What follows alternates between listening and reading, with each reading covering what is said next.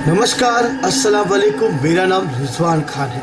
आज मैं आप लोगों को शव साधना के कुछ रहस्यों के बारे में बताऊंगा। शव साधना यानी शव के साथ, यानी शव के माध्यम से शिव को साधने की साधना। सुनने में जितना सरल और आसान लगता है, इसकी परिभाषा जानने, समझने, देखने में उतनी ही कठिन और भयानक है, लेकिन फिर भी रोचक से भरी हुई है ये साधना। काली अंधेरी रात, आधी रात का समय, जब गहरी नींद में हम सोते हैं और जीव जंतुओं की रहस्यमयी आवाजें हमारे मन में डर भी पैदा करती है, उस समय अघोरी तांत्रिक द्वारा की जाती है शव को साधने की यह प्रक्रिया। हम सोते हैं तब जागता है पूरा शमशान, वो शमशान जहां दिन के उजाले में जाने से भी रूह कांप जाती है। वही लगता है अघोरी तांत्रिकों और आत्माओं के शवों का मेला, और होती है शव की साधना। आखिर क्या है ये साधना, ये शव साधना कैसे और क्यों की जाती है, क्या होता है इस दौरान, और भी कुछ रहस्यमयी और डरावने वाले सच मैं आपको आज इस वीडियो के माध्यम से जरूर बताऊंगा। अघोरी द्वारा खास तौर से शमशान में 3 प्रकार की साधनाएं की जाती हैं, जिनमें शमशान साधना, शव साधना और शिव साधना शामिल है। प्रमुख रूप से इन साधनाओं को अघोरी प्रसिद्ध शक्तिपीठों जैसे कामाख्या शक्तिपीठ, तारापीठ, उज्जैन यानी महाकाल और त्र्यंबकेश्वर यानी नासिक, इन जगहों पर साधनाएं की जाती, क्योंकि यहाँ पर जितने भी शमशान है वो सब सिद्ध शमशान घाट है।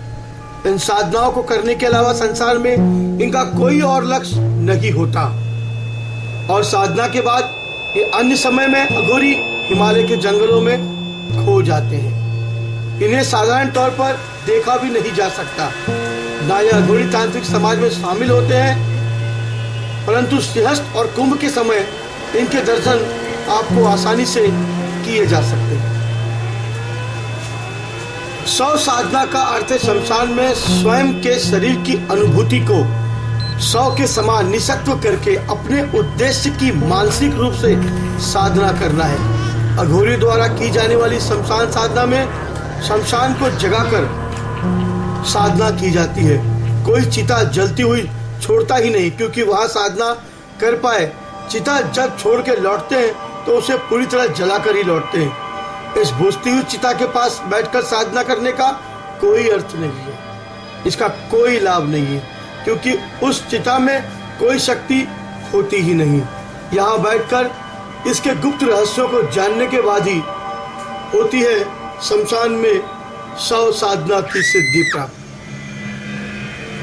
चिता की अग्नि में स्वयं के मृत शरीर को जलते हुए अनुभूत करके विदेह स्थिति में आने का ही भाव ही चिता साधना का मूल है। इस स्थिति में आने के बाद इष्ट सिद्ध ही का मानसिक जप किया जाता है। यहाँ यह भी जानना आवश्यक है कि शव साधना, शमशान साधना आदि अलग अलग प्रक्रियाएं हैं। इनके द्वारा किसी भी इष्ट, मंत्र या शक्ति की सिद्धियां प्राप्त की जा सकती है। शव साधना के लिए किसी शव का होना आवश्यक है। अघोरी यदि पुरुष है तो उसे साधना के लिए स्त्री के शव की आवश्यकता होगी, या पुरुष से भी वो अपना काम कर सकता है। और यदि अघोरी स्त्री है तो शव साधना के लिए पुरुष का शव आवश्यक है। शव किस श्रेणी का है यह देखा जाता है। किसी चांडाल, दुर्घटना में मरे हुए व्यक्ति का, या अकारण मरने वाले युवा का शव, किसी चांडाल, दुर्घटना में मरे हुए व्यक्ति या फिर अकारण मरने वाले युवा का शव शव साधना के लिए अधिक उपयुक्त माना जाता है। शव साधना विशेष समय काल में ही महत्वपूर्ण होती है। अमावस्या, ग्रहण, दिवाली, होली या शुक्ल पक्ष, कृष्ण पक्ष की चतुर्दशी वाले दिन यह बेहद महत्वपूर्ण होती है। इसके साथ यदि मंगलवार का संयोग हो तो यह सोने पर सुहागे के समान होता है। कहा जाता है कि शव साधना आसान नहीं। इस साधना को करते समय शमशान में कई दृश्य और अदृश्य बाधाएं आती है, जिन्हें हटाना एक सिद्ध जानकार अघोरी अच्छी तरह से जानता है। साधना के पूर्व ही अघोरी संबंधित स्थान को भूत प्रेतों और अन्य बाधाओं से सुरक्षित रखना होता है। ताकि वे साधना के बीच में कोई विघ्न पैदा ना कर सके। इसके लिए अग्नि तो होती ही है। अघोरी मंत्रोच्चार के द्वारा आसपास एक लकीर खींचते हुए एक घेरा बनाते हैं जिसे रक्षा कवच कहते हैं, और साथ ही तुतई बजाते हैं जिसे भूत प्रेत कोई आसपास हो वो भाग जाए और वहां प्रवेश ना कर सके। इसके बाद विधि विधान से साधना आरंभ की जाती है। जिस शव की साधना की जानी है उसे स्नान करवाकर कपड़े से पोंछकर उस पर सुगंधित तेलों का छिड़काव किया जाता है, लाल चंदन का लेप किया जाता है। शव के उदर पर यंत्र बनाकर उदर पर बैठकर यह साधना की जाती है। साधना में लगातार मंत्रोच्चार द्वारा क्रिया जारी रहती है। शव साधना में विशेष बात यह है कि यह साधना उपयोग किए जा रहे शव को हाथ जोड़कर निमंत्रण भी देना पड़ता है कि मैं आपको शव साधना के लिए लाया हूँ, आप मेरी साधना सिद्ध करें, वरना मुसीबत हो सकती है। चारों दिशाओं में रक्षा हेतु गुरु, बटुक, भैरव, योगिनी और श्री गणेश की आराधना भी की जाती है। भैरव और भैरवी की साधना भी इसमें आवश्यक मानी जाती है। वहीं सभी दिशाओं के दिक्पाल की भी आराधना होती है। भोग स्वरूप बकरे, मुर्गे की बलि, शराब चढ़ाना जरूरी होता है। शव को भी ये चीजें बहुत अर्पित की जाती है। कुछ ही समय में देखते देखते यह भोग अपने आप वहां से गायब हो जाता है। इस साधना के पूर्ण होते होते मुर्दे का शव भी बोलने लगता है। साधना पूर्ण होने पर साधक वो सिद्धि प्राप्त कर लेता है जिसके लिए वो शव साधना कर रहा था।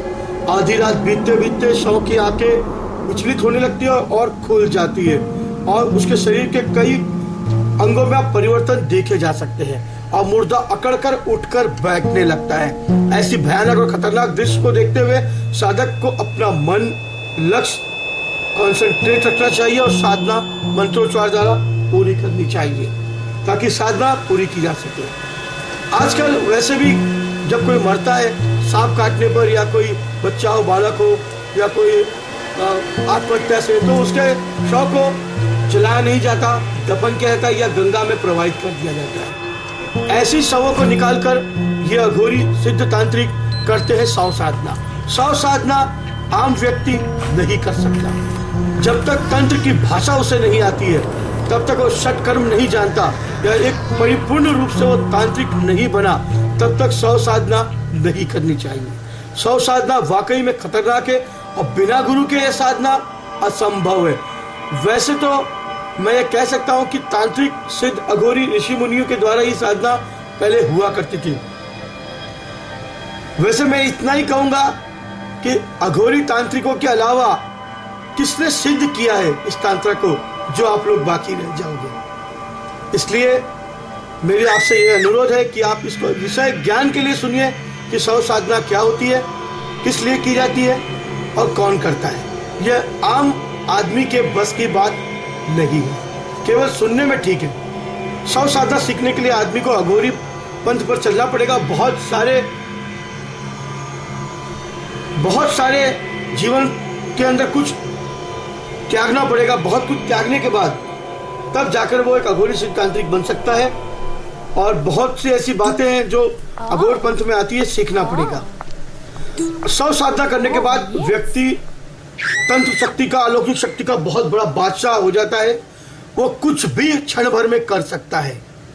वो शव साधना करने के बाद गायब भी हो सकता है। वो शव साधना करने के बाद यहाँ से वहाँ कहीं भी आवागमन तुरंत कर सकता है। वो अच्छा बुरा दोनों कर सकता है। वो कुछ भी कर सकता है। शव साधना करने के बाद व्यक्ति एक बहुत सिद्ध सफल तांत्रिक बन जाता है। वैसे साधना सिर्फ अघोरी करते हैं, आपने सुना होगा, इसलिए मैंने इस वीडियो में पूरी तरह से बताने की कोशिश की है। अगर आपको यह मेरा वीडियो अच्छा लगा तो आप इसे लाइक और सब्सक्राइब जरूर करें। मैं ऐसी और भी ऐसे रहस्यों को, साधनाओं के रहस्यों को बताने की कोशिश करता रहूंगा। सब्सक्राइब का मतलब होता है मेरे साथ जुड़िए, ताकि आपको और भी मेरे वीडियो आपके YouTube पर, आपके मोबाइल पर मिलते रहे। जब तक के लिए नमस्कार, खुदा हाफिज।